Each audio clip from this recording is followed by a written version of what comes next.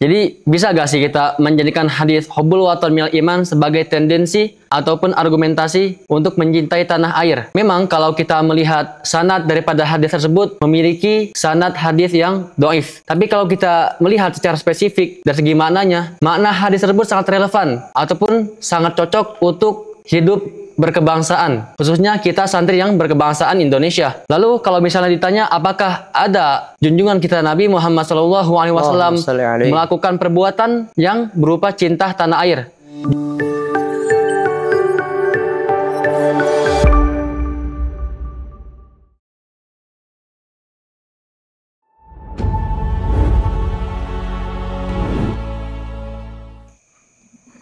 Bismillahirrahmanirrahim. Assalamualaikum warahmatullahi ta'ala wabarakatuh.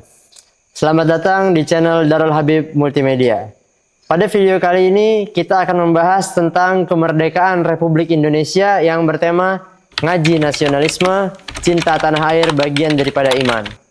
Hari ini dalam suasana semangat kemerdekaan Republik Indonesia yang ke-80, kita akan mengobrol tentang suatu tema yang menarik, yaitu hubbul watan minal iman, ataupun loving the homeland is part of faith, yang bisa kita artikan cinta tanah air itu bagian daripada keimanan. Dan alhamdulillah pada kesempatan kali ini telah hadir bersama kita seorang narasumber yang masya Allah luar biasa. Dia ini orangnya hobi dalam sejarah, sering baca-baca sejarah, khususnya sejarah Indonesia, yaitu Aska Muhammad Kaisar. Waalaikumsalam warahmatullahi wabarakatuh. Terima kasih saya ucapkan kepada Habib Ammar Al-Idrus selaku host pada podcast kali ini. Senang rasanya bisa diundang sama antum pada kesempatan podcast kali ini dalam ranah ngobrol santai tapi bermanfaat. Jadi kira-kira kita mau ngobrol tentang apa nih, Bib? Untuk di podcast kali ini mungkin kita bakal ngobrol seputar kemerdekaan Republik Indonesia. Ana ada beberapa pertanyaan yang harus Ana tanyain buat disampaikan di podcast ini. Jadi Kak, kita kan sering dengar ya, ada hadis yang berbunyi hubbul watan minal iman. Cinta tanah air itu bagian daripada keimanan. Tapi katanya ada yang bilang ini hadisnya hadis dhaif. Terus gimana? Apakah kita bisa bertendensi dengan hadis tersebut? Oke, bagus pertanyaan Habib. Jadi bisa gak sih kita menjadikan hadis hubbul watan minal iman sebagai tendensi ataupun argumentasi untuk mencintai tanah air? Memang kalau kita melihat sanad daripada hadis tersebut memiliki sanad hadis yang doif. Tapi kalau kita melihat secara spesifik dari segi maknanya, makna hadis tersebut sangat relevan ataupun sangat cocok untuk hidup berkebangsaan, khususnya kita santri yang berkebangsaan Indonesia.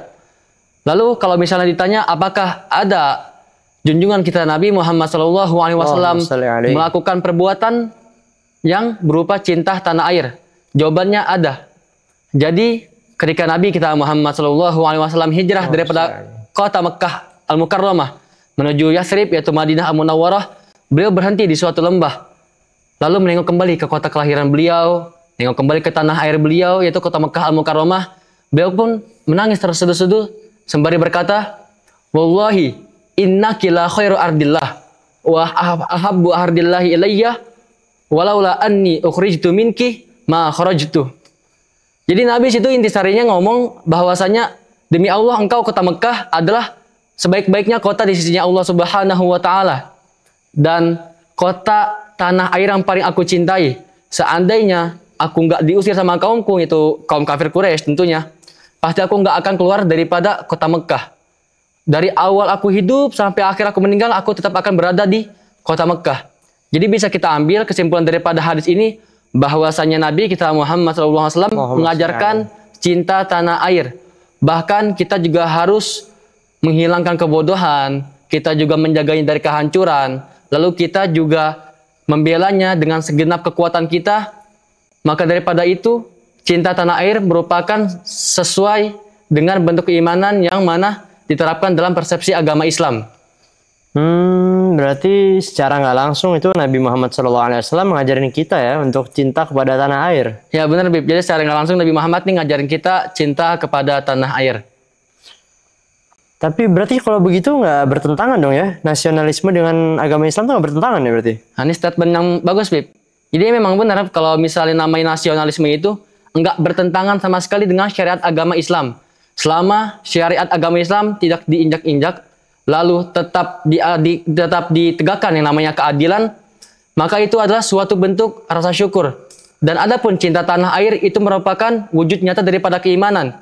Kalau yang bilang kok bisa cinta tanah air nih wujud nyata dari iman? Karena kita telah menjaga titipan ataupun amanah yang telah Allah amanahkan dan titipkan kepada kita.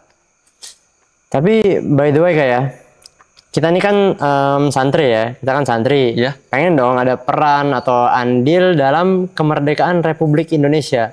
Pertanyaannya nih, ada nggak sih peran santri ataupun ulama atau katakanlah tokoh-tokoh agama dalam kemerdekaan Republik Indonesia? Ada nggak? Oke, jadi pertanyaannya ada gak sih andilnya santri ataupun ulama mereka tuh dalam memperjuangkan kemerdekaan Indonesia? Jadi kalau misalnya kita flashback ke zaman kemerdekaan Indonesia, didapati salah satu tokoh agama, alim ulama yang bernama Kiai Haji Hashim Asy'ari. Beliau ini adalah tokoh yang telah menggaung-gaungkan dan memproklamirkan resolusi jihad. Yang mana nantinya resolusi jihad ini akan menjadi asas perlawanan bangsa Indonesia melawan penjajah pada tanggal 10 November. Yang akhirnya 10 November itu akan dikenal sebagai Hari Pahlawan. Tapi ada segelintir orang yang berkata, oh, resolusi jihad yang diproklamirkan oleh Kiai Haji Hashim Asy'ari itu merupakan bentuk daripada panggilan politik. Enggak, sama sekali bukan panggilan politik, melainkan murni panggilan iman. Jadi mondok tuh bukan yang kayak kata orang-orang tuh cuman ngaji atau cuman sholat jamaah atau apa. Bahkan bisa kita bilang pondok pesantren itu adalah pusat untuk tempat perjuangan ya. Iya, kita nggak bisa ngomong bahwa pondok pesantren itu cuman tempat ngaji kitab, ngafal kitab, sholat jemaah.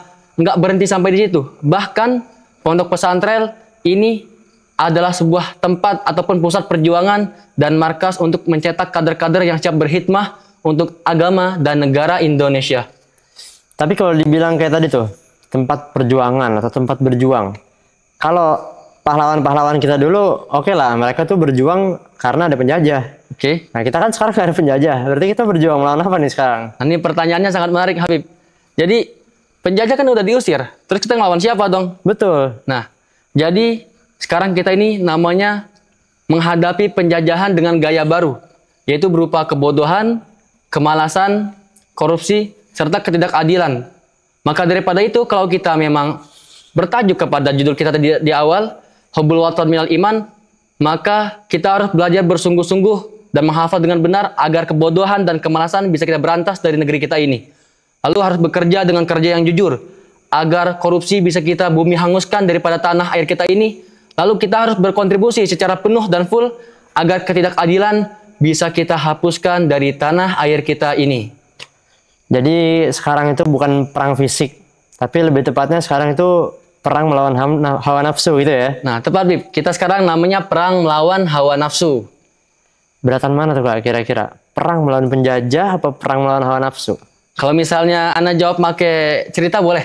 Boleh dong, asik pakai cerita. Oke, pakai cerita. Jadi kejadiannya sekitar tahun 2 Hijriah ketika Nabi kita Muhammad SAW telah selesai melakukan ataupun berperang daripada perang Badr Kubro menuju kota Madinah Al-Munawwarah. Yang notabene pada waktu itu kaum muslimin berjumlah cuma 313, tapi melawan kaum kafir Quraisy yang jumlahnya 1000 orang. Bisa dikatakan 3 kali lipatnya lebih banyak. Maka Nabi mengatakan kepada para sahabat pada waktu itu, Roja'na minal jihadil asghar ilal jihadil akbar. Kita nih udah kembali dari jihad asghar yang kecil tadi, perang Badar Kubur itu kecil bagi Nabi, kepada jihadul akbar, perang yang lebih besar lagi. Lantas sahabat pun bingung, kok bisa Nabi kok ngomong bahwasanya perang Badar Kubro dikatain sama Nabi nih, dikatakan oleh Nabi nih perang yang kecil, dan kita akan menghadapi perang yang lebih besar lagi, emangnya apa sih? Akhirnya ditanya sama para sahabat, wa ma huwa ya Rasulullah, memangnya apa perang ataupun jihad yang lebih besar daripada perang Badar Kubro tadi?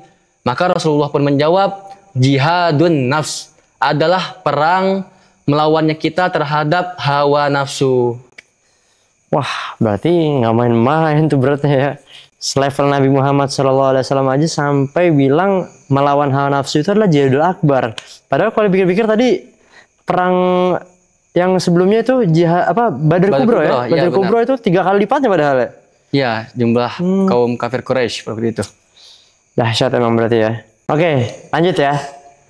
Sebelum kita mengakhiri podcast ini, ada nggak nih Kak? Quotes of the day ataupun pesan untuk para santri ataupun anak-anak muda yang sekarang sedang mendengarkan podcast kita ini. Oh, yang bahasa gaulnya tuh kata-kata hari ini. Benar, kata-kata hari ini. Oke, bersajak apa enggak, Bib? Bersajak dong. Bersajak. Rimanya ini AABB atau ABAB?